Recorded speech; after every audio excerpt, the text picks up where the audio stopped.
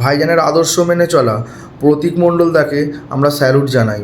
ওনার বক্তব্য, ওনার কথাবার্তা শুনে প্রত্যেকটা মানুষ মুগ্ধ। তো আপনারা এই বক্তব্যটা ওনার শুনুন, আশা করছি আপনাদেরও ভালো লাগবে। প্রথমেই একটা কথা বলবো, একটা দল 15 বছরের অপশাসন করেছে, তারা কিন্তু পশ্চিমবঙ্গ থেকে নিশ্চিহ্ন হওয়ার পথে। মাথায় রাখবেন, সেই দলের যে সংস্কৃতি আমরা 15 বছর দেখেছি, সেই দলের সংস্কৃতি যেন আইএসএফ এর সংস্কৃতিতে এসে না মেলে, আমরা কিন্তু মেলাতে দেবো না। আমরা আবারও বলছি, ইন্ডিয়ান সেকুলার ফ্রন্ট নওশাদ সিদ্দিকীর আদর্শ নীতি মেনে আমরা চলি।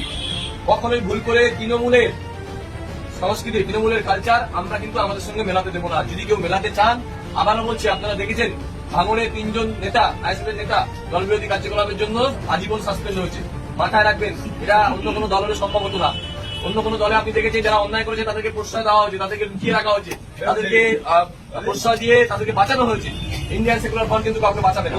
যদি দলকে ভালোবাসেন, যদি দল করতে চান, তাহলে আপনাদেরকে দলের নিয়ম শৃঙ্খলা মেনে মানুষের সাথে কাজ করতে হবে, মানুষের পাশে থেকে কাজ করতে হবে।